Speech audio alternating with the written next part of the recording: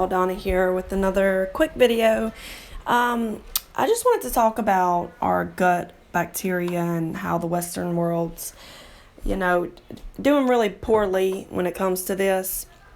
So if you look at this chart, you can see that we've almost got an extinction of certain species of bacteria going on than, say, Maasai tribes or, people who are eating exclusively whole quality animal foods and maybe just some plants that are actually, that we haven't changed into, modified into what they are today, high in sugar and high in carbs and all that.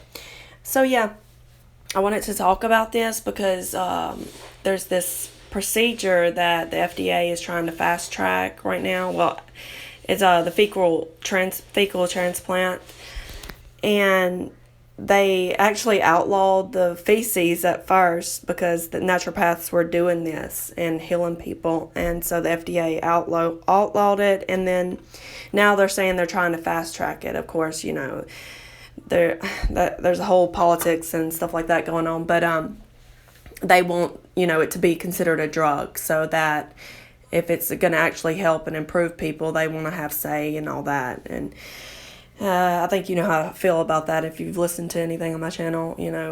Having being told what we need to do with our health by the government is just not for me. But yeah, they've outlawed it, and they've classified it as a drug so that they can now fast track it and start healing people. Doctors can start using it and healing people again. And the problem with this is people that are doing very, very bad, they've got IBS, colitis, Crohn's, all these sorts of issues, and autism, just about everything is connected to the gut. And we see things like autism, neurological disorders improve when the gut improves. So these are people that desperately need this procedure, and it's not going to be available to, the public.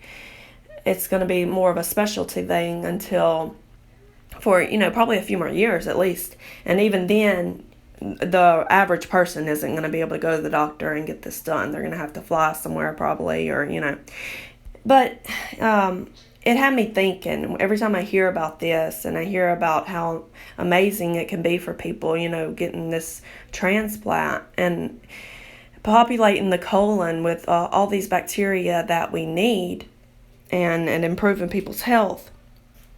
I can't help but think about breast milk and how amazing breast milk is, how many biological factors are in breast milk. It's not just the bacteria and, the growth hormones and just everything that's in breast milk.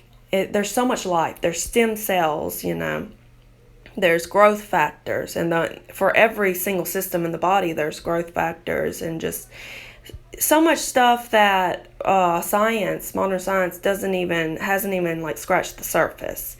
And we don't even understand, as far as the bacteria goes, we don't even yet understand how this transference is making its way from the gut, the mother's gut, all the way to the breast milk. And so this is a very unique, such a beautiful thing that happens. And being as we can't even fully understand it or how it's happening, it's just another testament to, the wonders of the body and how we're just not there yet. But, obviously when the baby's an infant and their gut is a clean slate, this is the most optimal time to populate the gut. So an adult drinking breast milk, you're not going to have the same effect. So, yeah, it could be beneficial for them to drink breast milk, but my recommendation, and I'm going to put this out to fairly local vegan, I'm sure she'll never, hear this, or the vegetable police, to anybody with gut issues, I would recommend to start doing Breastmilk Enemas. Find a mother with good quality breast milk. Find a omnivorous mother, a healthy omnivorous mother, because, I'm not going to get into all that, but the breast milk is different, depending on the woman's health and things like that. And, yeah, start doing enemas. And if anybody listening to this wants to do this, I'd love to hear the results, I'd love to hear it. But you can just put those bacteria right into, in a lab you will need to do the fecal transplant, because they have to isolate these bacteria and things like that and make sure that it's sterile. But it's it has antimicrobial, the bad bacteria aren't going to be there unless, the handling of it was done wrong, things like that. I would suggest to get fresh breast milk if you can, and make sure, of course, the handling was done properly, because you don't want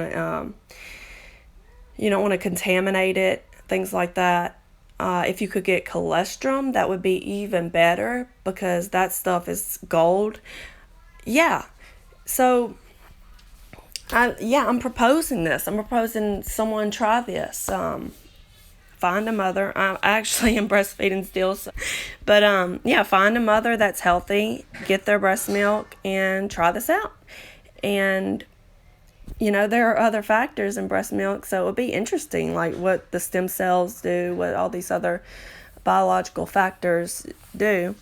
And I don't think this could be dangerous. So people were doing coffee enemas and all this other craziness, so I don't see how this could be dangerous. You want to get right there to the large intestine, to the colon. You want those bacteria to cling on and populate in there. So the way they're doing the fecal transplants, they're doing it every day over like a course of a few weeks or so.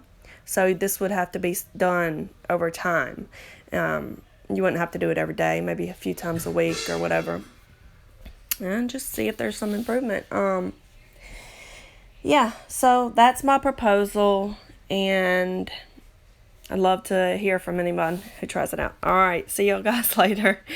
To give me mine, you say that